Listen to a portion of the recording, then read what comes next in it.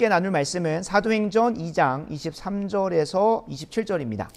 사도행전 2장 23절에서 27절입니다.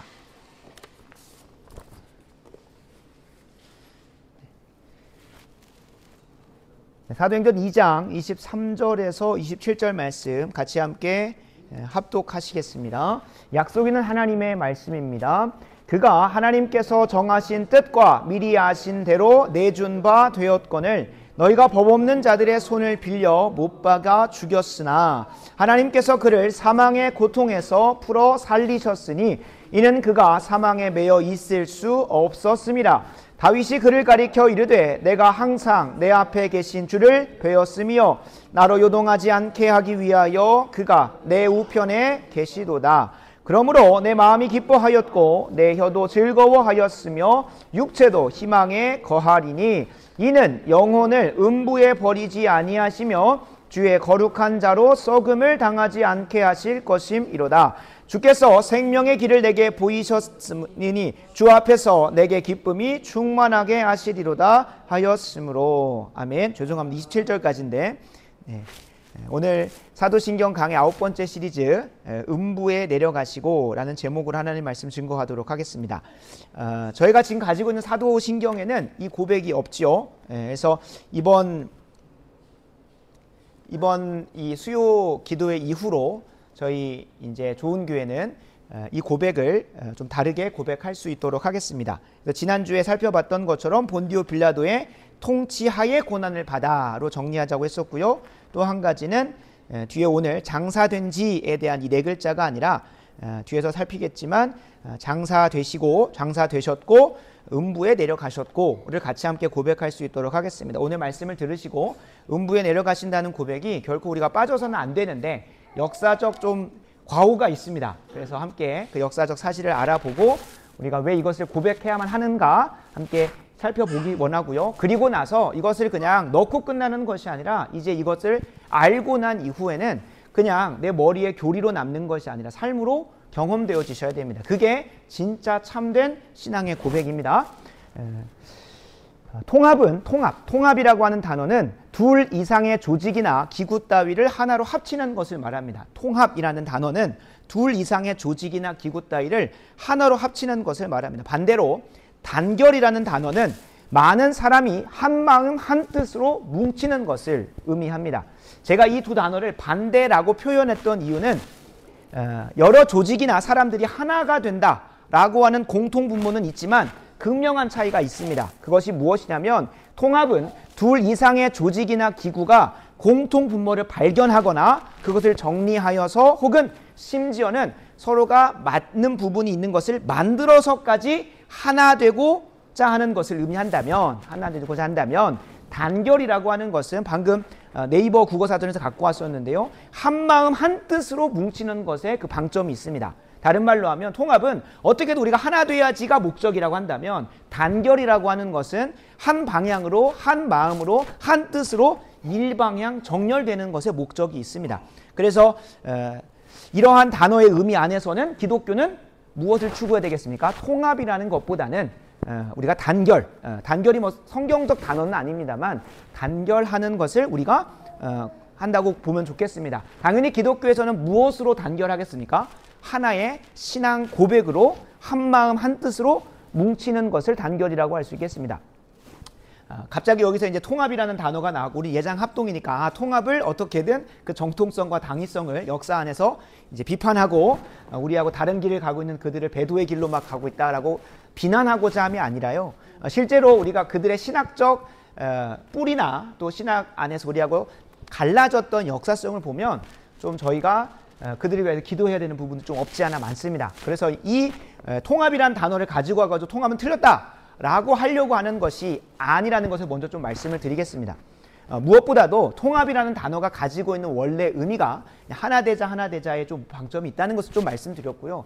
우리가 이제 신앙 고백을 통해서 계속 분별해 가다 보면 이게 단결하다 보면 자연스럽게 이것과 맞지 않는 사람들은 분리되어지고 분별되어지는 이 시간들이 있습니다. 그래서 이 참된 신앙 고백에 서려고 했었던 신앙의 선배들이 상당히 뭐라고 이렇게 비판을 받았었냐면 분리주의자들이라고 비판을 받았습니다. 그래서 우리가 참된 신앙 고백 위에 서다 보면 자연스럽게 아닌 사람들하고 좀 분별되어지고 분리되기도 합니다. 그러나 이것은 교회가 교회기를 포기하는 고백이 아니라 오히려 교회가 교회되게 하기 위한 우리의 노력이고, 더불어 우리가 그들을 잘라내고 너희는 우리가 틀리니까 절로 나가라고 할 것이 아니죠. 우리가 사도신경 고백을 살펴보는 서론에서도 말씀드렸다시피 이 사도신경을 살펴보다 보면 저도 오늘 한 번 더 회개를 하게 됐습니다. 그러니까 음부에 내려가시고에 대한 그 방점에 그 고백에 담겨진 의미를 제대로 몰랐다 보니 잘못 신앙을 고백을 하는 부분도 있었어요. 그래서 우리가 깨닫게 되었다면 바른 길로 가서 더 단결하는 걸로 가야지, 아, 나 틀렸구나, 나는 다른 데로 가야겠다가 아니라, 혹은 다른 사람들을 정죄해서 너 나가라고 할 것이 아니라 그들에게 뭐 해야 됩니까? 바른 길로 인도하여 더 하나 되고 연합하게 해야 되는 것이 우리의 방향입니다. 왜요? 우리가 진리이기 때문에, 우리가 고백하고 하나로 뭉치는 이 신앙 고백이 진리이기 때문에 그들에게서 배척하고 배타주의적으로 할 것이 아니라 그들이 회심하고 회개하여 돌아올 수 있도록 하는 것이 우리가 사도신경을 먼저 살펴보는 것이라는 거 꼭 기억하셔야 됩니다. 기독교 역사 속에서 통합의 길을 걸었다가 잘못된 열매를 맺은 사례가 있습니다. 실제로 이건 기억하시면 좋은데요. 왜 통합과 합동이 나눠졌나? 그 역사적 연원을 살펴보면 1959년에 WCC라고 하는 세계교회협의회에 가입을 하냐 마냐에 따라서 그 의견 차이에 따라서 이제 분열을 하게 됐습니다.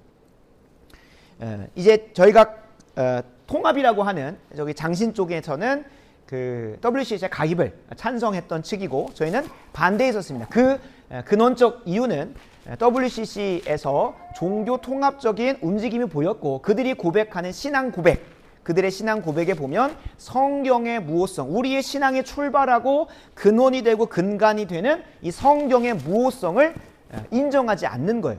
그래서 거기서부터 갈려지기 시작하다 보니까 종교 통합으로 가는 종교 다원주의적인 모습이 보여서 그 당시 1959년 지금 총회 대한예수교 장로회 총회가 있는데요. 그 총회에 44회 때 결의를 했습니다. WCC와 교류하거나 그곳에 가입하는 것을 반대했다는 거예요. 그리고 반대하지 않고 찬성했던 사람들은 통합 측으로 분열된 것이죠. 실제로 2013년에 부산 백스코에서 WCC 총회가 부산에서 있었습니다. 한국에서. 그래서 그 전 3년 전에 한 번 더 94회 총회 때 한 번 더 결의를 합니다. WCC에 가입하거나 교류하는 것은 우리의 신학적 정체성과 맞지 않다라고 재결의를 했었습니다. 그래서 이 종교 통합과 관련된 이 통합이라고 하는 것을 추구하는 WCC에 가입하냐 마냐의 문제를 가지고 어떤 결과를 맺게 됐습니까? 교단이 분열되고 함께 하나님 나라를 꿈꾸어 가야 할 동역자들 잃어버리는 안타까움이 있었습니다. 근데 우리가 이 사건만 기억하지 우리가 이 사도신경의 고백 안에서 엄청나게 좋은 유산을 잃어버리는 것 안에서도 또 역사적으로 보면 통합의 길이 있었습니다. 이거는 교단과 교단 간의 통합이었습니다. 하나의 안타까운 통합의 폐해가 역사 속에 한 번 더 있었는데 이 음부에 내려가시고를 넣냐 마냐에 관련해가지고 한 번의 논쟁이 있었습니다. 1908년에 장로교와 감리교, 한국교회 안에 있는 장로교와 감리교가 연합 공의회를 만들어가지고 한국교회 안에 통합 찬송가를 만드는 과정이 있었습니다. 그러니까 같이 함께 연합 예배를 드리려고 하는데 찬송가가 통일이 안 돼 있으니까 여기서 135장 하자고 하면 여기서 뭐 157장 찾고 있고 하는 거예요. 그래서 이제 장로교와 감리교가 연합으로 한번 통합 찬송가를 만들어 보자 라고 하는 취지 안에서 통합을 취했습니다. 그때 이 음부에 내려가시고가 삭제가 됐습니다. 실제로 이 장로교가 처음으로 저희 이 나라에 이 대한민국의 조선 땅에 한반도 땅에 전파될 때 언더우드라고 하는 장로교 선교사가 와서 1894년에 이 찬송가를 이제 그 번역 작업을 시작을 합니다. 그래서 그 당시에는 찬양가라고 해서 이 지금의 찬송가가 우리나라에 들어오기 시작을 하는데 보통 사도신경이 언제 같이 들어왔냐면 찬송가에 저희가 지금 앞면에 있잖아요. 그래서 찬송가를 번역하는 작업에서 사도신경이 같이 들어옵니다. 그래서 그때에 번역하는 찬양가의 맨 앞에 사도신경이 있었어요. 그래서 그 1894년 사도신경이 우리나라에 처음으로 소개되는 그 찬양가 앞에 있을 때만 해도 지옥에 내려가시고 혹은 음부에 내려가시고가 있었어요. 그러나 1908년 장로교와 감리교가 통합 찬송가를 만드는 과정 속에서 뭐 어떤 논문을 보니까 이제 감리교에 좀 입김이 셌다, 뭐 그런 표현을 쓰면서 감리교 측의 방향대로 이 통합 찬송가 사도신경에서 음부에 내려가신다는 고백을 빼게 됐습니다. 왜 그러냐면 이 감리교의 출발점이 누구냐면 요한 웨슬리입니다. 요한 웨슬리가 성공회, 영국 국교였던 성공회로부터 분리되어져 나오면서 성공회에서 39개 신조가 있어요. 신앙 고백이 있었어요. 근데 그 중에 25개만 취하면서 자기 마음대로, 물론 자기 마음대로라는 표현은 조금 너무 격화된 표현이겠지만 신학적 문제로 인해서 스스로 음부에 내려가시고라는 고백을 빼버립니다. 그래서 그때의 감리교의 고백이 자연스럽게 대한민국으로 들어오는, 이 한반도에 들어오는 감리교 선교사들에 영향을 미쳤고, 그래서 감리교는 자연스럽게 지옥에 내려가시고 음부에 내려가시고를 고백을 하지 않았습니다. 여러 논문들을 찾아보다가 그 역사적 근원을 다 찾아보지 못했지만 여러 이제 목사님들도 얘기하는 것은 감리교의 시작 자체가 교리를 중시하지 않습니다. 감리교를 영어로 하면 메소디스트라고 합니다. 메소디스트라고 하면은 메소드라고 해서 방법, 실천, 경건 이런 부분들을 강조하는데요. 그래서 너무 지나치게 이 개혁교회가 혹은 이 장로교회가 지나치게 교리 중심으로 가다 보니까 삶의 실천이 없다라고 해서 요한 웨슬리가 그런 반발에 의해 이제 경건과 실천을 강조하는 감리교를 창시를 하게 됐습니다. 그래서 요한 웨슬리 때만 해도 신학적으로 엄청나게 큰 차이는 없었지만 왜 그런지는 모르겠지만 이 고백과 실천에 대한 좀 강조를 하다 보니 이 음부에 내려가시고 우리 삶하고 무슨 상관이 있나 싶어서 뺐는지 그 이후부터는 감리교에서는 고백을 안 했습니다. 그러다 보니까 자연스럽게 장감 연합공의회에서 찬송가를 통합할 때 그때 감리교 측의 요구에 따라서 통합에 방점을 두다 보니까 방향을 잃어버린 거예요. 그러니까 그 전까지만 해도, 그리고 초대 교부들, 초대 교회 이후에 초대 교부라고 하면 사도들이 있죠. 사도들이 예수님과 함께 했잖아요. 그리고 사도들에게 가르침을 받고 그 연결점이 있는 사람들을 속사도라고 합니다. 그리고 그 속사도의 후배들, 그러니까 신앙의 계승자들을 교부들이라고 해요. 그러니까 그 연결점을 아시겠죠. 그러니까 어떻게 보면 조금 더 사도들하고 직접적 연결점이 있거나 혹은 예수님하고 직접적 연결성이 있는 좀 신앙의 계보를 말할 때 교부라고 등장해서, 교부라고 하면 그래도 초대교회에서 신학적으로 좀 건강하셨던 분들 혹은 신학적으로 잘 이렇게 체계를 만들려고 했던 사람들 생각하시면 좋은데, 이 교부들에게 있어서 한 번도 이 고백이 빠진 적이 없어요. 빠진 적이 없고 그 이후에 중세교회 때도, 그리고 중세교회라고 하면 좀 조심스럽지만 개혁교회 1516년 이후에 종교 개혁자들에게 있어서도 이 고백이 한 번도 빠진 적이 없어요. 심지어 서론 때 말씀드렸다시피 루터랑 칼빈의 경우는 이 사도신경에서 이 음부에 내려가시고라는 고백이 들어간 부분이, 들어간 그 형태를, 이거는 하나도 뺄 것도 없고 더할 것도 없다, 완전히 완성된 신앙의 고백이다 라고 할 정도로 그 완전성을 강조했었다고 말씀을 드렸어요. 그래서 우리가 이 고백이 신학적 논쟁 안에서 음부에 내려가시고가 잘못됐다 해서 빠진 거면 우리도 하면 안 됩니다. 우리도 하면 안 돼요. 그러나 그 역사적 연원이 무엇이라고요? 신학적 논쟁과 고민 안에서가 아니라 그냥 장로교와 감리교가 통합 찬송가 만드는 과정 속에서 탈락되어지고, 그래서 논문들마다 보니까 논문을 뭐 여러 개를 봤는데 어떤 논문은 굳이 이거 안 넣어도 되겠다라고 주장하시는 교수님도 있고 석사들도 있어요. 또 어떤 박사님은 이거는 다시 회복해야 된다. 왜냐하면 우리 신앙의 뿌리, 우리 예장 합동교단의 신앙의 고백의 그 근원적 뿌리를 물론 예수 그리스도에게로 두지만 그거를 집대성하고 잘 정리한 사람으로서 칼빈을 뽑습니다. 그래서 칼빈이라고 하면 이 예장 합동교단에서는 매우 권위를 갖습니다. 다 옳은 것만 얘기하는 건 아니지만 분명히 그 신학적 책에서 아주 우월한데, 칼빈은 이 사도신경에서 이 고백이 절대 빠져는 안 된다고 엄청 강조해요.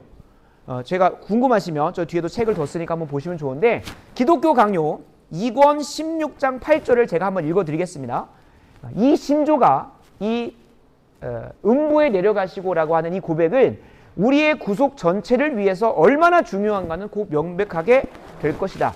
즉 이 신조를 제거한다면, 이걸 빼버린다면 그리스도의 죽음의 혜택, 우리에게 주어지는 영적인 구원의 유익은 많이 상실될 것이다 라고까지 얘기를 해요. 근데 빼버린 거예요. 이런 신학적 고민 없이. 그래서 오늘 우리가 함께 예수님이 음부에 내려가셨다라는 이 고백을, 그 의미가 정말 무엇인지를 한번 첫째 살펴보기 원하고, 우리는 교리주의자 혹은 교조주의자들이 아니에요. 교리를 많이 알았다고 구원받는다 생각하는 게 아니라 이거를 진짜 내 삶의 전인격적인 고백으로 경험을 하셔야 되는 게 가장 큰 유익이니까 그것까지 한번 살펴보고 오늘 말씀을 마무리하도록 하겠습니다. 그래서 음부에 내려가시러 가는 표현을 네 글자로 줄여서 음부강하라고 합니다. 음부강하에 대한 것들을 좀 살펴보도록 하겠습니다. 음부강하에 대한 고백은 사도신경을 고백하고 있는 천주교, 루터교, 성공회에서 모두 고백되고 있습니다. 그러나 각자가 가지고 있는 신학적 체계가 다르다 보니 그 똑같이 음부에 내려가시고 라고 하는 단어가 있지만 의미가 전혀 달라요. 말씀드렸습니다. 지지난주에 성령으로 잉태되었다는 고백 안에서 천주교는 누구를 강조한다 했죠? 마리아를 강조한다고 했어요. 마리아가 신을 낳은 어머니로서 무흠하다라고 주장을 한다고 했어요. 그러니까 똑같은 고백 안에도 그들이 가지고 있는 어떠한 신학적 체계에 따라서 다양하게 의미가 적용된다는 거예요. 그래서 엄밀히 말해서 음부라고 하는 것에 대한 해석이 다 다릅니다. 천주교에서 말하는 음부도 다르고, 그 다음에 루터교에서 말하는 음부도 다르고, 성공에서 말하는 음부도 좀 달라요. 이제 루터교랑 성공을 왜 가지고 오냐라고 하실까봐 좀 간략하게 역사를 설명을 드리면, 중세 가톨릭이 완전히 교회이기를 포기하는 그 모습 속에서 루터라고 하는 한 신앙의 선배가 그 종교 개혁을 시작을 합니다. 물론 그 전부터 없었던 것은 아니지만 우리가 시작점이라고 하는 것을 1517년에 있었던 루터의 95개조 반박문을 해요. 그래서 루터가 시작한 개혁주의, 그 당시에 종교를 개혁해서 성경적으로 바꿔보자 라고 했던 그 움직임을 종교개혁이라고 하는데, 종교개혁의 약 한 1.5세대 정도 되는 사람이 루터예요. 그 루터의 후세자들이 만들었던 그 교회를 루터파 교회 혹은 루터란이라고 합니다. 그거 보통 독일을 중심으로 이루어져 있고요. 그리고 성공회는 그 종교개혁의 움직임 안에서 영국의 국왕이 하나의 국교를 만듭니다. 그것이 성공회라고 합니다. 그래서 성공회라고 하면 영국을 중심으로 영국의 국교라고 생각하시면 좋겠고요. 저희가 지금 교단적으로 교류하고 있는 데는 루터라는 아마 교류를 안 하는 걸로 알고 있고요. 성공회 정도는 우리가 공유를 하려고 하는데 거기가 상당히 조금 비틀어진 부분이 많습니다. 실제적으로 성공회와 루터라는 그들의 예배 예식을 참여해 보면 천주교하고 많이 흡사합니다. 거기서부터 개혁되어져서 나오겠다고 해놓고서 조금 그거를 그대로 유지하는 것들이 좀 많다는 거예요. 그래서 저희가 뭐 꼭 성공회 가면 구원이 있냐 없냐 그걸 따져보기 전에 그들이 가지고 있는 신학을 보면 이 개신교 안에 남아있으신 것이 구원의 유익이 아주 유익합니다. 그래서 이 역사적 배경 안에서 이 천주교가 가지고 있는 음부는 우리가 알고 있듯이 림보, 연옥이라고 하는 단어를 의미합니다. 음부라고 하는 단어를 가지켜서 이제 성경에서 음부라고 번역되는 단어들이 스올, 히브리어로 보면 스올이라는 단어가 있고요. 헬라어로는 하데스라는 단어가 있습니다. 오늘 조금 단어의 용례가 다양해서, 왜냐면 이 음부에 대한 것만 해도 누가 엄청 많아요.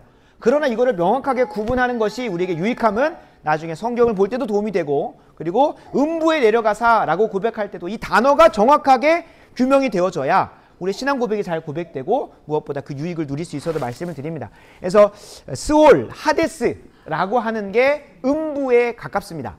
그리고 헬 혹은 게헨나라고 하는 단어가 있는데, 이거는 실제적으로 죽은 자들이 형벌을 당하러, 죄의 형벌을 당하러 가는 진짜 지옥을 얘기한다고 생각하시면 좋겠습니다. 그리고 이 스올과 하데스로 보여지는 음부는 지옥의 고통을 겪는 상태, 그 정도로 보는 게 좀 성경을 볼 때 도움이 된다고 생각하시면 좋겠습니다. 그래서 크게 세 가지로 그 용례가 성경에서 발견되어지는데, 하나는, 첫 번째는 방금 말씀드렸다시피 하나님을 믿지 않는 자들이 형벌을 받는 지옥 개념, 어떤 상태나 그런 걸 좀 가리키기도 하고요. 그다음에 무덤을 가리키기도 합니다. 무덤을 가리켜서 이제 음부라고 표현을 쓰기도 하는데, 그리고 이제 저희가 붙들고 있는 음부에 대한 개념은 지옥의 고통을 이야기합니다.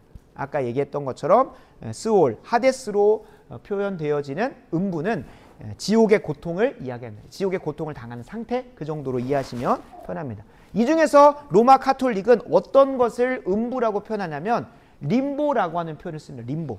림보는 라틴어로 변두리라는 뜻이에요. 어디의 변두리일까요? 지옥의 변두리라는 거예요. 그리고 이 지옥의 변두리에 속해 있는 이 네 가지 음부가 있는데 엄청 복잡하죠. 토마스 아퀴나스라고 하는 중세 신학의 거장인 그분이 이제 그 사람이 네 가지의 음부를 얘기해요. 첫 번째는 아까 얘기했었던 죄의 형벌을 당하는 지옥, 해를 얘기할 때도 음부라고 얘기를 해요. 그리고 두 번째 개념으로는 유아 림보가 있습니다. 이런 궁금증이 들잖아요. 아이가 태어났는데 믿음의 고백을 하지도 않고 어떤 성경도 모르는 상태에서 죽는 경우가 있잖아요. 그런 친구들은 원죄는 있대. 원죄는 있지만, 아담으로부터 물려온 원죄는 있지만 그가 스스로 범한 자범죄가 없기 때문에 이 림보라는 곳에 간대요. 이 림보 중에도 두 가지가 나눠지는데 하나는 유아 림보예요. 림보 중에서도 유아 림보가 있어요. 거기는 뭐 형벌은 없는데 감각적으로 고통은 있는, 뭐 이런 게 좀 구분을 두더라고요. 성경적 근거가 없어요. 별의별 소설을 쓰는 거예요. 자신들이 상상해가지고 구분은 해놔야 돼. 사람들이 던지는 질문에 대해서 답은 해줘야 되겠는데, 우리는 나중에 유아에 관련해서도, 유아 세례에 관련해서 설교를 할 때 한번 좀 말씀을 드리겠습니다만, 어쨌든 유아 림보를 지들이 만들어냈어요. 죄송합니다. 자기들이 만들어냈어요. 또 한 가지가, 세 번째가 뭐냐면 선조 림보라는 게 있어요. 선조 림보는 뭐냐? 예수님 이전에 구약의 의인들, 구약의 성도들이 천국에 이르게 돼요. 왜냐면 천국은 예수님의 죽음으로 완성된다고 소설을 써놨기 때문에, 예수님이 역사적으로 2000년 전에 오셔서 죽기 이전에, 십자가 사건 이전에 죽었던 구약의 성도들 혹은 구약의 의인들, 심지어 이들의 교리에 따르면 이순신도 들어갈 수 있는 가능성이 있습니다. 이 림보에는, 선조 림보에는. 이 선조 림보에서 들어가서 기다리다가 예수님이 십자가에서 죽으시는 그 사건 이후에 함께 이 음부에 예수님 내려가셔서 승리를 선포하시고, 그래서 이들과 함께 천국 가셨다는 게 선조 림보의 개념이에요. 그렇다면 연옥은 무슨 개념일까? 연옥은 아무리 우리가 이 땅에서 예수님을 믿고 죽는다고 하더라도 각자가 범한 자범죄에 대해서는 마땅히 형벌을 당해야 된다는 고백 아래서 마지막 정화 작업으로 천국에 이르기 전에 잠깐 중간에 경유하는 연옥의 자리가 있어요. 이것도 어떻게 보면 이제 지옥의 변두리에 있는, 그러니까 천국과 지옥 사이에 잠깐 중간에 있는. 그래서 뭐 지옥 갈 사람이 연옥에 있다가 다시 천국 가는 거는 아닌 것 같아요. 저도 뭐 그 교리서를 다 본 게 아니라서. 근데 우리가 지금 죽어도, 마치 그들이 예를 들면 테레사 수녀도, 그렇게 고귀하게 살았다고 말하는 테레사 수녀도 연옥에서 수백 수십 년을 살다가 이제 가야 되는 거예요. 그의 죄가 정화되려면 그렇게 있다 가야 되는 거예요. 그러니까 차라리 그럴 바에야 천주교에서 개신교로 개종하는 게 훨씬 더 편하겠다는 생각이 듭니다. 마음은 편하잖아요, 그죠? 그래서 이 로마 카톨릭의 개념은 토마스 아퀴나스가 림보와 연옥을 좀 잘 정리하면서 그들의 신학적 체계를 발전시켰는데, 여기서 이제 예수님이 그 림보에 가셔서, 혹은 가셔서 그들을 데리고 가셨다라는 개념 안에서 음부에 내려가셨다는 고백을 합니다. 그러니까 어떻게 보면은 진짜 전 인격이 가셔서, 육체적으로 가셨다고 생각을 하는 거예요. 두 번째로 루터파 교회는 이 음부에 대한 이해를 뭐라고 고백하냐면, 죄에 대한 형벌을 받는 진짜 지옥에 가셨다는 표현을 하는 거예요. 제가 말씀드렸습니다. 그 헬과 게헨나로 표현되는 그 지옥, 진짜 그 장소적 개념으로 지옥에 가셨다. 이건 말이 안 되는 건, 예수님의 몸은 지금 어디 있습니까? 예수님의 몸은 십자가에 달리셨고 장사되셨기 때문에 어디 있어야 되는 거예요? 몸은 지금 무덤에 계셔야 되는 거예요. 근데 장소적 개념으로 육체적으로 갔다는 것은 그들의 고백이 말이 안 된다는 걸 의미하기도 하죠. 실제적으로 이들이, 이제 루터가 그렇게 고백을 합니다. 정확히는 알 수 없지만 이라는 걸 달아요. 그러니까 본인도 이걸 신비의 영역, 이성의 영을 넘어서서라고 얘기를 해요. 그래서 이들이 말하는 이 장소적 개념, 그 지옥에 진짜로 죄의 형벌을 당하고 있는 자들에게 거기까지 내려가셔서 그들에게 승리를 선포하신다는 거예요. 그러니까 이게 솔직히 저도 이제 오늘 하루 종일 논문 보고 막 이렇게 찾아보면서는 가장 합리적이고 가장 성경적이라고 말할 수 있는, 가장 메이크센스하고 이해가 될 만한 고백은 역시 칼빈이다라는 생각을 하게 됐었습니다. 성공회 것도 좀 살펴보면 성공회에서는 누가복음 23장 43절에 이런 고백이 있어요. 예수께서 이르시되 내가 진실로 진실로 너에게 이르노니 오늘 네가 나와 어디에 있겠다? 낙원에 있겠다. 그 낙원에 오늘 가셨으니까 이거는 음부에 내려가셨다고 잘못 표기한 거다. 그러니까 음부가 뭐냐면 낙원이라는 표현인 거야. 낙원. 이들의 고백에서는.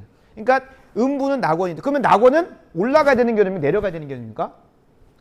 낙원은 좋은 곳이니까 올라간다고 표현하겠어요? 내려간다고 표현하시겠어요? 올라간다고 표현. 그러니까 이제 이게 어미가 안 맞으니까 이거는 좀 신학적으로 좀 문제가 있는 거죠. 낙원에 있겠다라고 하는 고백 실제로 맞으십니다. 맞습니다. 이게 장사 되시고 나서 음부에 내려가서 시간적 순서가 아닙니다. 뒤에서 나누겠지만 십자가에서 육체적으로 죽으심과 동시에 저희가 이제 함께 고백할 실제적 고백이 뭐냐면 십자가에서 육체적으로도 죽으시지만 영적으로도 죽으시는 것을 고백하는 게 우리의 고백인 거예요. 음부에 내려가셨다는 것은 실제로 영혼의 고통, 영혼의 죽음을 경험하셨다는 것을 말해요. 그래서 죽으시고 장사되셨다는 그 고백은 육체적 죽음을 이야기하는 거예요. 동시에 뭘 고백을 해야 되는 거예요? 영혼의 죽음도 이야기해야 되는 거예요. 칼빈이 정말로 탁월한 이유가 무엇이냐면 어떻게까지 고백을 하냐. 이 음부에 내려가셨다 혹은 영혼의 고통, 이 영적인 죽음을 경험하지 않으셨다면 그분의 죽으심은, 그분의 죽음심은 그냥 우리 육체의 구원에만 연관이 되어 있었을 거라시는 거예요. 실제로 이걸 우리가 잘못 고백할 때가 있는데, 음부에 내려가시고 고백을 안 하는데, 음부에 내려가시고 우리가 입술로 고백을 안 하는데 혹은 삶으로 경험을 안 했는데 천국 간다는 보장이 없어요. 실제로 이 지옥은 두 가지 형벌이 다 있는 겁니다. 어떤 형벌이 있습니까? 육체적으로도 하나님과 단절되고, 우리가 성경에서 말하는 죽음은 생명의 근원 되신 하나님과 단절되는 것을 죽음이라고 이야기합니다. 그래서 우리가 누군가 설명할 때 육신의 생명이 끝나는 것 죽음 맞습니다. 그러나 성경이 말하는 죽음을 얘기할 항상 뭘 얘기하냐면 하나님과 단절되는 걸 얘기해요. 육적으로 하나님과 단절되면 당연히 숨이 거두어지고 육신은 흙으로 돌아가게 돼 있습니다. 영적인 죽음은 하나님과의 영적인 교제 가운데 단절되는 걸 얘기를 해요. 그러니까 이 죽음에 우리가 지옥에 이른다는, 지옥은 어떤 상태인 거예요? 육체적으로도 하나님의 은혜가 단절된 거고, 무엇도 있습니까 지금? 그러면 영적으로도 하나님과 단절된 걸 이야기하는 거예요. 그러니까 우리가 상상하는 그 이상. 그러니까 이 영적으로 육적으로 단절된 그것 중에 우리가 실제적으로 음부에 내려가시고 고백을 안 하면, 영혼의 고통을 주님께서 십자가에서 다 이루셨다, 다 당하셨다는 걸 고백을 안 하면 우리가 우리가 천국에 가서 육신만 가고 영혼은 못 가는, 물론 우리가 그렇게 이분법적 생각은 우리가 존재가 그렇게 되지는 않지만 그렇게 고백을 하는 거예요. 웃긴 거죠. 이 음부에 내려가시고를 제대로 고백을 안 한 사람이 나는 죽으면 천국 갈 수 있어 라고 말할 수가 없는 거예요, 원래는. 그래서 이런 좀 모순이 있는데, 우리가 고백하는 음부에 대한 이해는 영혼의 고통 혹은 영적인 죽음을 이야기한다고 말씀을 드리고 싶습니다. 혹시나 조금 열심히 있어서 찾아보시는 분들 중에는 저희 장로교에서 고백하는 고백서 중에 웨스트민스터 신앙 고백서가 있고 그 안에 대요리 문답과 소요리 문답이 있습니다. 대요리 문답에서는 이걸 어떻게 해석하냐면 이것은 무덤을 이야기한다. 그래서 장사된 것과 동일하게 반복하는 표현이다라고 주장을 해요. 근데 그것을 칼빈이 그 전에 있었으니까 칼빈의 그런 주장을 무시를 하는 거죠.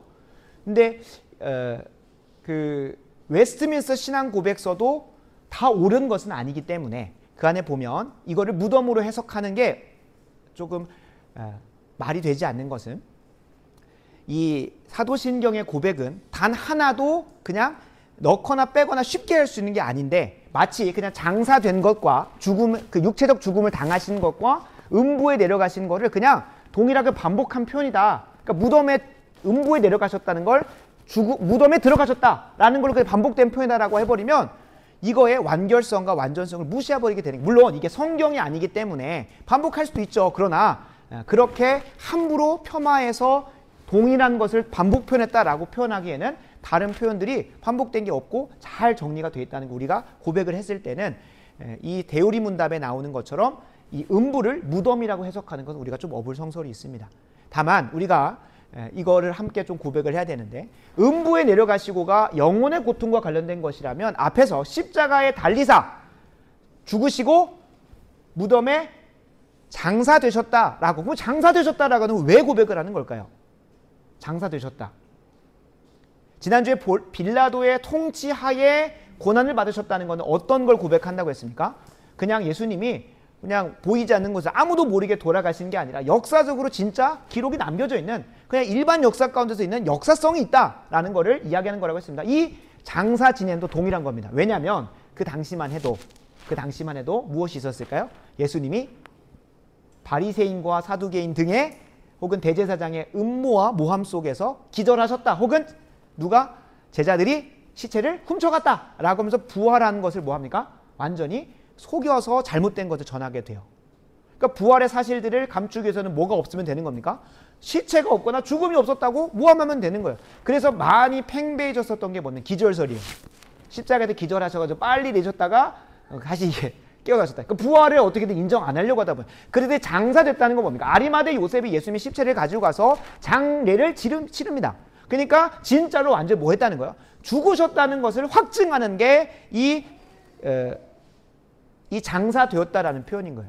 그러면 죽음을 확증하는 표현으로서 장사됨이 들어갔을 때 우리가 고백하고 경험해야 되는 게 뭐냐면 예수 그리스도와 함께 우리가 그분의 죽음에 함께 참여했다면 우리가 함께 우리의 옛사람은 함께 죽는 걸 경험하셔야 된다는 거예요. 그러니까 비그리스도인 믿지 않는 사람들도 예수님이 십자가에서 죽으셨고 무덤에 장사되셨다는 사실을 그 역사를 다 인정해요. 근데 우리는 그 사실을 인정하는 수준에 머물면 안 된다고 지난 시간에 말씀드렸습니다. 그 죽음에 뭐 해야 된다고 했죠? 참여하고 경험하고 내 삶으로 체험해야 된다는 거예요. 그거를 로마서 6장 4절 6절 이렇게 고백합니다. 그러므로 우리가 그의 죽으심과 합하여 세례를 받음으로 그와 함께 장사되었나니. 아니 2000년도 더 된 그 사건이 우리가 어떻게 그 사건에 참여합니까? 누굴 통하여? 성령으로 예수님과 연합함을 통하여 그분의 죽으심에 함께 참여하는 거예요. 그래서 세상 사람들이 말하는 예수님 죽으셨지 라고 하는 역사적 사실에 대한 인정 수준이 아니라 우리는 뭐 하는 겁니까? 체험하고 경험하고 고백하는 간증이 있어야 되는 거예요. 그래서 그분과 함께 장사되었나니 아버지의 영광으로 말미암아 그리스도를 죽은 자 가운데 살리심과 같이 우리로 또한 새 생명 가운데서 행하게 하려 합니다. 중요합니다. 6장 5절을 보면 만일 우리가 그의 죽으심을 본받아 연합한 자가 되었으면 그의 부활을 본받아 연합한 자가 되리라. 그러니까 그분의 죽음과 함께 연합했으면 함께 부활도 경험한다는 거예요. 더 중요한 거 6.6절입니다. 우리가 알거니와 우리 옛사람이 예수와 함께 뭐 했다는 거예요? 십자가 못 박혔다는 거예요. 십자가 못 박힌 것은 이게 정말 중요한 유익이에요. 장사되었다라고 하는 것 담겨진 고백 뭘까요? 죄의 몸이 멸하여 다시는 우리가 죄에게 종노릇하지 않게 되었다는 거예요. 예수 그리스도의 죽으심을 내가 역사적 사실로 고백한다는 것은 신앙인이 고백한다는 그분과 함께 옛사람이 십자가 못 박혀 죽었으니까 이제는 내 죄의 몸이 아니라 죄에게 종노릇하는 자가 아니라 뭐가 나는 거예요? 의의 종노릇하는 자가 됐다는 거예요. 근데 여기서 우리가 착각하면 안 되는 것이 이 6장 다음에 7장에 바울이 뭘 고백해요? 마음으로는 원하는데 내가 주님의 뜻대로 행하고 싶은데 육신이 약하여 행하지 못하는 것을 아주 괴로워합니다. 그럼 우리가 이상한 거죠. 죄의 몸이 죽었으면 죄 하나 안 져야 되는 거 아니냐라고 주장하는데 그건 성경적인 죄 죽음이 아니라는 거예요. 죄 죽이면 뭘 말할까요? 이전에는 내가 죄를 행하는 것이 너무나 좋은 줄 알았어요. 그것이 나쁜 것인지를 몰라요.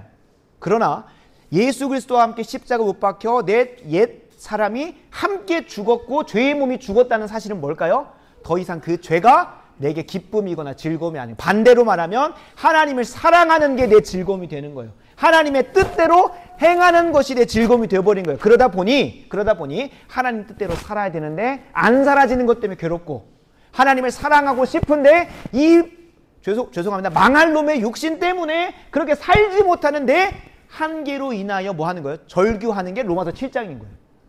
그러니까 마음으로는 원하는 거예요. 마음으로는 죄의 몸이 죽었기 때문에 하나님의 뜻대로 살고 싶은 마음이 향해. 그래서 바른 고백은 우리의 삶의 방향이 하나님께로 바뀌었다는 거예요. 이전에는 세상의 죄와 욕심으로 향하 있던 몸이 죽어버렸고 이제는 새 사람이 되어 하나님 뜻대로 살고 싶은 거예요. 그러나 우리의 육신의 한계로 인하여 한계로 인하여 우리가 그렇게 다 살아내지 못하는 안타까움이 있다. 그것이 로마서 6장 6절이 우리에게 약속하는 예수 그리스도께서 십자가에 못 박혀 죽으시고 장사되었다라고 하는 고백 안에 담겨진 우리의 고백이라는 거예요. 진짜 죽으심이 진짜다라고 하는 역사적 고백은 비그리스도인들이 하는 그 있었지 라고 하는 그 인정이 아니라 신앙의 고백이 되는 거예요.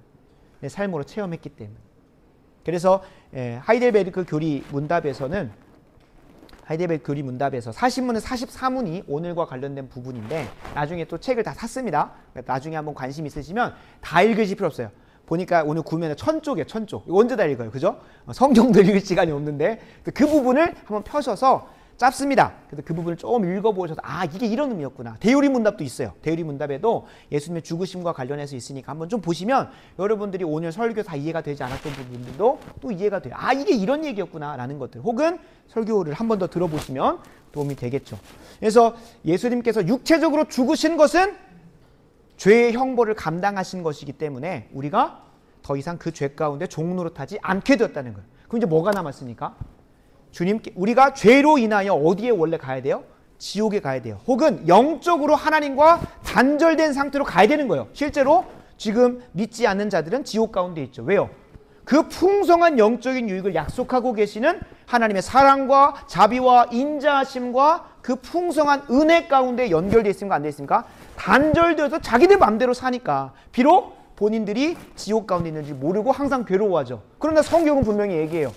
육체적으로도 하나님과 연결돼야 되고 반대로 또 무엇도 돼야 됩니까? 영적으로도 하나님과 연결되어져 있어야 되는데 지금은 죽어 있는 거예요. 지금 예수님이 십자가에서 죽으시는 그 사건은 이 영적인 고통을 얘기하고 그 영적인 고통, 영적인 죽음을 오늘 표현으로 음부에 내려가셨다라고 하는 거예요. 그래서 이 음부에 내려가셨다라는 표현은 실제로 칼빈은 그렇게까지 얘기합니다. 아니 예수님께서 그 영혼의 고통, 하나님과 죄로 인하여 하나님의 형벌과 저주를 받아 진노 가운데 임하여 하나님과 관계가 단절되어진 그 사건이 지옥에 가서 그 모든 악의 세력들을 이겼다는 표현을 치환하는 데서 뭐가 문제냐고까지 얘기를 하는 거예요. 음부에 내려가셨다는 것을 장소적 개념으로 그곳에 갔다 오셨다는 게 우리는 아니라는 거예요.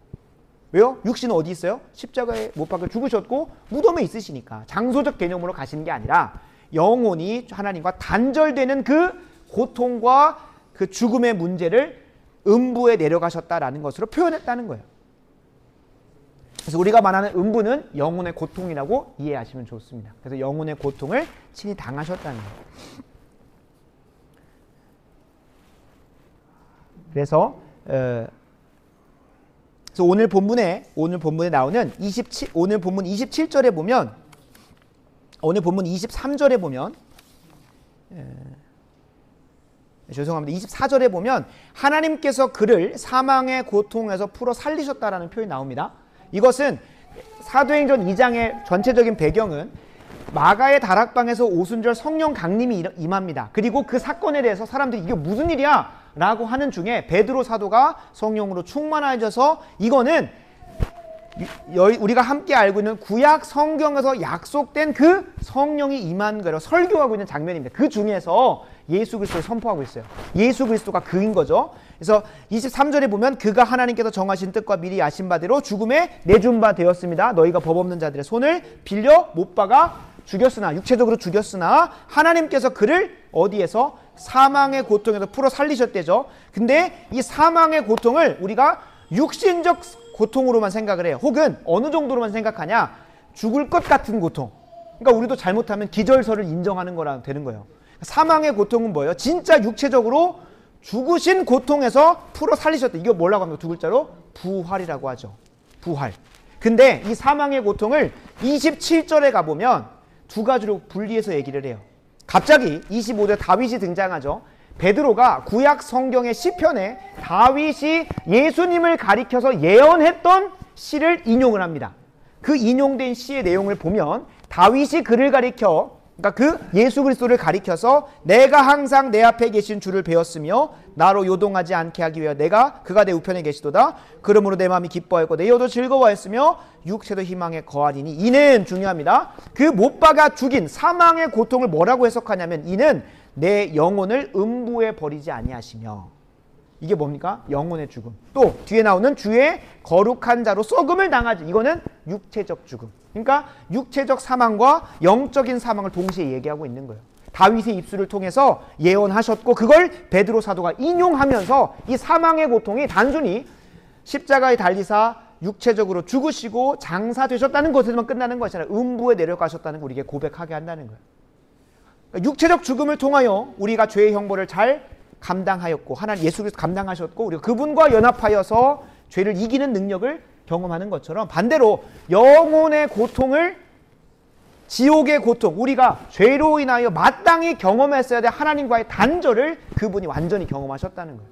그런 표현들이 어디에 등장합니까? 주님께서 십자가상에서 말씀하시죠. 마태복음 27장 46절입니다. 제9시쯤에 예수께서 크게 소리질러 이르시되 엘리 엘리 라마 사박다니 나의 하나님 어찌하여 나를 버리셨나이까. 우리가 함께 오늘 고백한 찬송가 157장에 나와요. 엘리 엘리 나의 하나님 그 고백이 이제는 이해가 되십니까?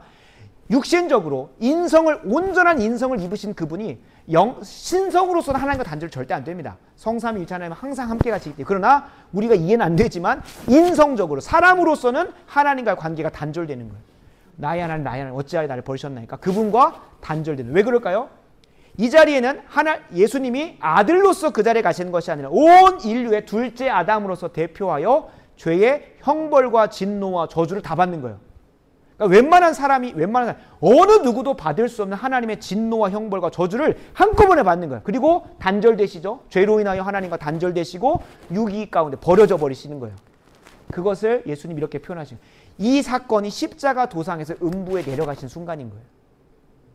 그러니까 장소적으로 옮겨진 게 아니라고 말씀드려요. 영혼이 하나님과 단절돼 버리는 거예요. 영혼이. 그리고 그러한 고백을 히브리서 5장 7절은 예수님께서 이게 지옥의 고통 혹은 영혼의 고통을 또 당하신 순간이었겠구나를 어디서 주석을 하냐면 히브리서 5장 7절은 읽어드리겠습니다. 그는 육체에 계실 때에 자기를 죽음에서 능히 구원하실 이에게 심한 통곡과 눈물로 간구와 소원을 올렸고 그의 경건하심으로 말미암아 들으심을 얻었습니다.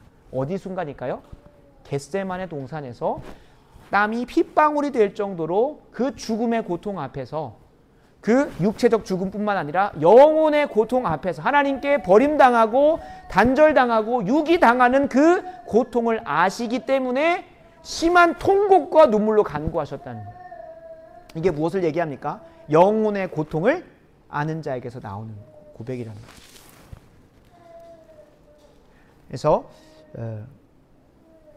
이 고백을 가지고 우리가 함께 누릴 수 있는 유익이 있습니다. 무엇이냐면 히브리서 4장 15절은 우리가 참 단순히 육체적 죄의 어려움이나 혹은 육신의 질병뿐만 아니라 우리 마음의 병 혹은 그 영혼의 고통들을 감당하실 수 있는 분이라는 것을 고백하는데 이게 참 유익입니다. 물론 이런 건 있습니다. 영혼의 고통을 한 번도 경험해보지 않은 사람한테는 이게 와닿지 않아요. 영혼의 고통. 영혼의 고통이 무엇일지 뒤에서 좀 더 구체적으로 나누겠습니다. 히브리서 4장 15절 제가 읽겠습니다. 우리에게 있는 대제사장은 우리의 연약함을 동정하지 못하실 이가 아니요 모든 일에 우리와 똑같이 시험을 받으신 이로되 죄는 없으시니라. 아멘. 그러니까 우리와 똑같이 시험을 당하시고 우리의 연약함, 우리의 믿음 없음, 우리의 고통과 슬픔과 아픔을 그분에게 우리가 전가해 드립니다. 그러니까 우리는 예수님의 의만 전가받는 게 아니라요. 처음에 우리의 뭐가 전가돼야 됩니까? 그분과 연합함을 통하여 우리의 죄와 연약함과 우리의 고통과 죄와 사망의 열매들을 그분에 다 갖다 드려야 되는 거예요. 그래서 우리 이중 전가예요. 먼저 드리고 그분의 의를 또 우리가 받는 거예요. 무슨 말인지 아시겠죠? 그러니까 예수님께서 우리의 연약함을 동정하지 못하실 리가 예수님 다 아시지 그런 수준이 아니라 우리의 믿음 없음, 우리가 주님 뜻대로 살고자 살지 못하여 고통스러움, 하나님의 뜻대로 살아내지 못하는 것에 대한 한탄스러움, 때로는 믿음 없음조차도 그 연약함마저도 주님께 뭐가 되니까? 전가가 되니까 그분은 뭐 하시는 거예요? 우리의 연약함을 동정하지 못하실 리가 아니라는 거예요. 어느 수준으로 받으십니까? 우리와 똑같은 수준으로. 우리가 그 번뇌하고 마음 가운데 고통 가운데 빠져있고 마음이 지옥 같은 그 상황을 주님께 전가 드리니까 주님이 그 모든 걸 짊어지시고 십자가에서 음부에 내려가신 거예요. 음부에 내려가신. 그러니까 우리가 어떤 위로를 받을 수 있습니까? 어느 누구에게도 내가 가지고 있는 신앙적 고민과 고통과 그로 인한 번뇌와 아픔들, 슬픔들을 그 누구에게도 나누지 못하는 누구는 아신다는 거예요. 예수님만은 아신다. 예수님만. 아무리 내가 내 모든 표현을 다 써서 누구에게 설명해도 그 누구도 이해해주지 못하지만 예수님만큼은 나의 연약함을 동정하신다. 근데 여기서 우리가 좀 구분하셔야 되는 게 있습니다. 뭐냐면 그 위러브라고 하는 크리에이션 팀, 찬양팀 아닙니다. 크리에이션 팀이 공감하시네라는 찬양을 썼어요. 이 공감하시네가 많은 친구들이 영적으로 구원받는 통로로 쓰는 게 아니라 뭐로 구원을 받냐면 심리학적으로 구원을 받아요. 그러니까 삶이 살아가다 보면 얼마나 퍽퍽합니까? 그러니까 이 나를 막 공감하시네, 주님이 내 슬픔 아시고 내 삶 가운데 찾아오시고 막 그런 게 있으니까 그것 가지고 주님 만났다는 친구 대부분 짜갑니다. 대부분 가짜예요. 물론 그 가운데 하나의 주권적 역사하실 수 있다고 보는데 그게 신학적으로 너무 안 맞아요.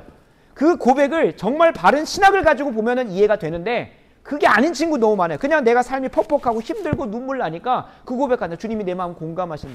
상당히 포스트 모더니즘적이고 내 주관적 감정에 예수님을 갖다 부합시키는 거니까 잘못된 거예요. 대부분 그래요. 대부분. 그리고 그 위러브에서 나오는 대부분의 찬양 다 그런 찬양이죠.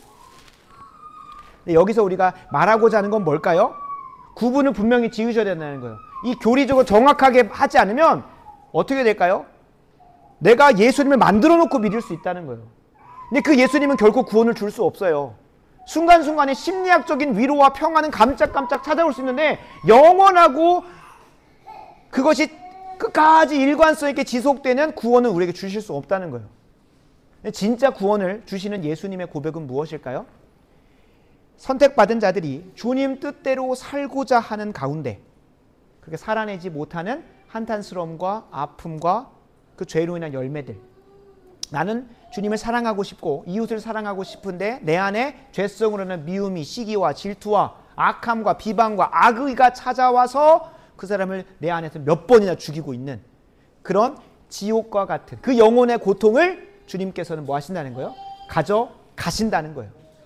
반대로 내가 내 삶의 목적대로 내가 세워놓은 방향대로 살고자 하나님을 대적하고 내 뜻대로 사는 죄인의 길에 가는 데서 찾아오는 건 당연히 있으면 뭐가 있습니까? 사망의 고통이 있는 거예요. 그것도 지옥이죠. 근데 엄밀히 다르다는 거예요. 엄밀히 다르다는 거예요. 똑같은 지옥의 고통인데 이거는 이미 하나님께로 방향성이 향해 있는 사람에게서 찾아오는 아픔과 슬픔. 예를 들면 주님 뜻대로 너무 살고 싶은데 육신의 연약함 때문에 찾아오는 뭐가 있을 수 있습니까? 때로는 좌절이 있을 수 있고 낭망이 있을 수 있어요. 그것마저도 주님은 내가 이미 살아내지 않은 삶인데 그걸 다 가지고 십자가에 가셨다는 거예요. 이게 얼마나 위로가 됩니까? 내 삶 전체를 내가 살아보지도 않았는데 이미 당할 고통과 아픔과 그 지옥의 영혼의 고통들을 다 짊어지시고 가셨기 때문에 우리의 삶을 동정하신다는 거예요. 그리고 주님께서 어떤 평안과 위로를 우리에게 주신다는 거예요. 반대로 이곳에 가는 사람. 내가 내 뜻대로 죄짓고 살아가려고 하는데 찾아오는 사망의 열매와 그것으로 고통받는 자들에게는 뭐가 찾아온다고 주께서 말씀하십니까? 저주와 진노. 동정과 공감이 아니라 저주와 진노와 형벌과 경멸만 있습니다. 하나님을 멸시하기 때문에. 분명히 사무엘상에서도 말하잖아요. 나를 멸시하는 자에게 내가 그를 경멸할 것이다 까지 얘기하세요. 그러니까 이게 명확하게 구분하셔야 돼요. 그러니까 진짜 참된 신자에게는 하나님께서 평안과 위로를 주십니다. 이건 영원토록 유지되는 거예요. 잠시 잠깐의 육신의 한계로 인하여 육신의 연약함으로 인하여 고통과 좌절과 낙심 가운데 빠질 수 있지만 참된 신자는 예수 그리스도의 음부에 내려가심을 보고 그것을 참으로 역사적으로 고백하기 때문에 그것을 내 삶으로 신앙의 고백을 하기 때문에 그것 가운데 한없이 빠지지 않아요. 지난 주일에 선포했던 그 정신질환과 관련된 부분도 이것과 연결이 됩니다. 말씀을 마무리합니다. 기독교 신앙의 정수를 담고 있는 사도신경을 통해 고백되는 음부 강한은 눈에 보이는 육체의 형벌 이면에 우리 눈에 안 보여요. 눈에 안 보여요. 예수님께서 어떠한 그 정신적 고통과 영혼의 고통을 당시 안 보여요. 그러다 보니까 우리가 감히 놓치기 쉬워요. 그러나 그 영혼의 고통을 진짜로 경험하고 있는 자, 죄로 인하여 하나님과 단절되어져 가지고 고통 가운데 있는 자, 그런 자들은 이 고백이 복음으로 들립니다. 왜 그럴까요? 주님께서 우리가 죄로 인하여 하나님과 단절되어진 그 고통을 이미 십자가 상에서도 그 전에도 친밀히 경험하셨기 때문에 우리에게 그것을 주실 수 있는 분이 된다는 거예요. 그걸 이미 십자가에서 다 이루셨다고 하였기 때문에 주님께 나아가 내 마음을 동정해달라고, 내 마음을 살펴달라고 할 때에 주님께서는 우리 안에 있는 지옥에 대한 두려움, 공포, 실제적으로 우리 안에 또아리를 트고 있었던 누군가를 미워하면 뭐가 찾아옵니까? 내 마음 가운데 지옥이 찾아오죠.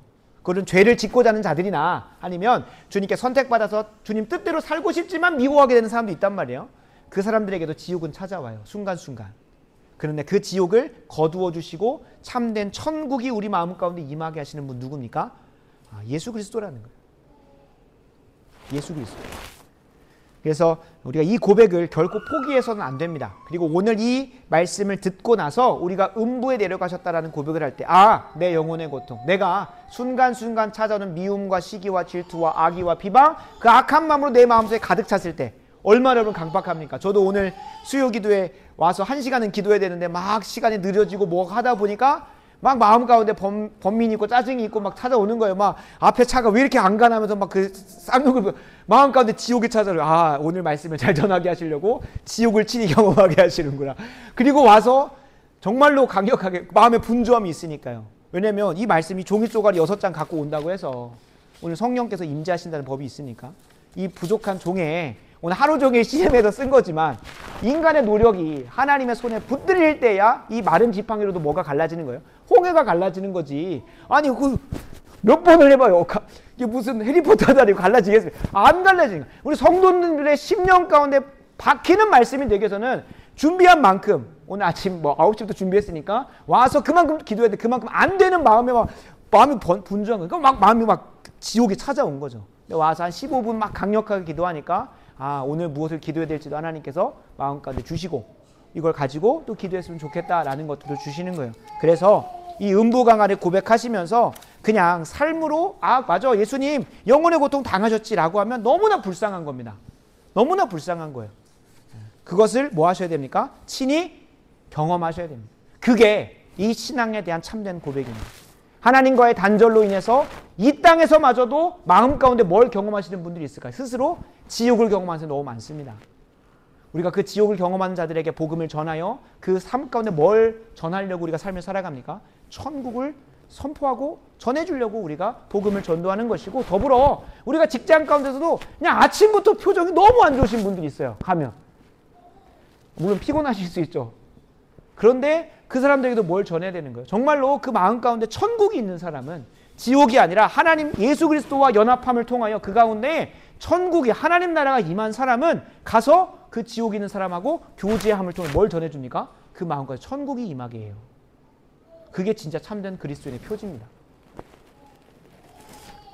순간순간 찾아오는 지옥을 나도 죄이니까 그거는 사단의 괴계니까 속지 마시고 내 안에 있는 천국을 전하고 싶은 마음에 복음을 전하러 가고 내 천국을 전하고 싶어 누군가에게 위로를 전하고 있다면 여러분 진짜로 그건 참된 그리스도인의 표지 중에 하나예요. 그런 사람이 어디를 안 가는 거예요? 지옥에 안 가는, 그리고 지옥을 두려워할 줄 아는 거예요. 내가 이 땅에서 잠깐 사단에게 속아서 넘어가서 짓고 있는 그 지옥 가운데 거하고 있는 사람은 이게 완전히 단절돼. 한번 상상해 보세요. 지금은 믿지 않는 자에게도 뭐가 임하고 있습니까? 은혜가 임하고 있어요. 근데 지옥은 어떤 곳입니까? 죽음이 가득한 곳이라니까 그냥 다 죽고 끝나. 그 정도로 이해하면 안 돼요. 그 정도로 이해하면 안 돼요. 하나님의 은혜가 다 단절된 곳이라니까요. 모르겠어요. 어떤 상상을 해도 그 이상일 텐데 우리의 육신이 지금 오장육부가 움직이고 하는 것이 무엇입니까? 물론 그들도 영생을 합니다. 그러나 영벌 가운데 영생하는 거죠. 그러니까 아마 목숨은 계속 주어주실 것 같아요. 그러나 그냥 암에다가 아무튼 우리가 상상할 수 없는 모든 병을 갖고 있지 않을까? 그냥 불타는 그런 수준이 아니라니까. 그거는 진짜 그냥 하나의 잠깐의 비유일 뿐이에요. 영적으로 단절됩니다. 그러면 그 마음 가운데 뭐가 찾아요? 미움, 시기, 질투, 악의, 비방, 그것으로 가득 찬 사람들이 그냥 조금만 거두면 묻지마 폭행을 막 하는 거예요. 그것으로 가득 찬 사람들이 영원토록 있어요. 그게 지옥이라니까요. 그 지옥을 당연히 누가 안 가고 싶겠습니까? 잠시 잠깐 지옥을 경험했다가도 주님의 은혜로 천국을 경험한 사람은 결코 지옥 가기 싫으니까 항상 천국을 소망하고 기대하게 되지 않겠습니까? 그래서 우리가 이 음부강화라는 이 고백을 정말로 우리 다시 살려야 됩니다. 혹은 모르는 자들에게 이것을 주문처럼 외우지 않게 해서라도 넣어놔야 되는 거예요. 그래야 장사 되었지. 이 고백도 우리가 너무나 그냥 지나가 버리는데 그 고백 안에 담겨. 저도 회개합니다. 진짜로 사도신 이렇게 풍성한 보물이 있는지 몰랐어요. 저도 진짜 몰랐어요. 많이 공부할 때마다 내가 왜 미리 공부 안 했을까도 얘기하지만 반대로 이 유익을 내가 왜 몰랐을까. 그래서 성도님 너무나 그래서 주일 말씀 준비보다 수요 기도의 준비가 정말 재밌습니다. 진짜 이 보물을 나누고 싶은 마음에 너무나 넘치니까. 그러니까 이제 스트레스도 많이 찾아오지만 그 유익이 있습니다. 그래서 오늘 이 고백을 가지고 가시면서 바라고 원하옵기는 여러분만 마음 가운데 지옥을 예수님과 연합하여서 거두는 인생 되지 마시고 그 이만 천국 예수 그리스도와 연합함을 통하여 사랑과 은혜와 질서와 풍성함이 가득 찬 그것을 어디로 전해야 되는 거예요. 사람들에게 전하며 나아가는 그 와중에 그들이 그 너 안에 있는 그 천국에 대한 소망을 물어볼 수 있죠. 너는 어떻게 그렇게 살아? 라고 했을 때 우리가 그때 예수 그리스도 때문이야 라고 전하는 그게 어떻게 보면 가장 성경적 방법입니다. 전도에 있어서. 그냥 뭐 일터에서는 맨날 지옥같이 사는데 지옥같이 살다가 예수 믿자고 하면 누가 믿겠습니까? 비록 내가 잠깐은 지옥에 거하기도 하지만 마음 가운데 거하긴 하지만 예수 그리스도와 연합하여 그 생명의 풍성함으로 천국을 맛보면 다른 사람이 전하다 보면 그 사람들이 또 궁금해서 묻게 된다는 거예요. 그래서 먼저는 저와 여러분들이 그 풍성한 은혜를 누리셨으면 좋겠습니다. 내 영혼의 고통, 내가 지옥에 가서 겪었을 때 모든 고통을 미리 십자가에서 감당하신 그 예수님을 더 흠모하시고 더 사랑하시고 믿음으로 붙잡으신 저 여러분 됐으면 좋겠습니다. 제가 마무리 기도하겠습니다. 아버지 하나님 감사합니다. 하나님 오늘 밤 이렇게 불러주시고 말씀 듣게 하시고 하나님께서 이 신앙 고백 가운데 담겨진 귀한 신앙의 보물들을 발견하게 하신 것 감사합니다. 하나님 보화를 발견했으니 기도로 캐내게 하시고 그것을 삶으로 누리는 우리 모든 좋은 교회 성도들 되게 하여 주시옵소서. 그리하여 지금까지 내가 스스로 지옥 가운데 머물고 있었던 자 있다면 그 지옥으로부터 구출하여 주시사 육적으로도 영적으로도 천국에 거하는 자 될 수 있도록 하나님 도와주시고 거기서 끝나는 것이 아니라 이 좋은 교회를 발판 삼아 이 좋은 교회 안에서 그 천국을 나누고 확장하고 정복해가는 우리 귀한 좋은 교회 성도들 될 수 있도록 한 명 한 명 붙잡아 주시옵소서. 하나님 준공심사 속히 잘 마무리되게 하시고 1층 중축의 과정 가운데 주께서 하나하나 간섭하여 주시사 하나님 어떤 안전사고 없이 다 아다리가 잘 맞아서 아름답게 지어질 수 있도록 은혜 주시옵소서. 예수님의 이름으로 간절히 기도하옵나이다. 아멘. 주님 가르쳐주신 기도로 마무리합니다. 하늘에 계신 우리 아버지여 이름이 거룩히 여김을 받으시오며 나라가 임하옵시며 뜻이 하늘에서 이루어진 것 같이 땅에서도 이루어지이다. 오늘날 우리에게 일용할 양식을 주시고 우리에게 죄 지은 자를 사하여 준 것과 같이 우리 죄를 사하여 주옵시고 우리를 시험에 들게 하지 마옵시며 다만 악에서 구하옵소서. 나라와 권세와 영광이 아버지께 영원히 있사옵나이다. 아멘.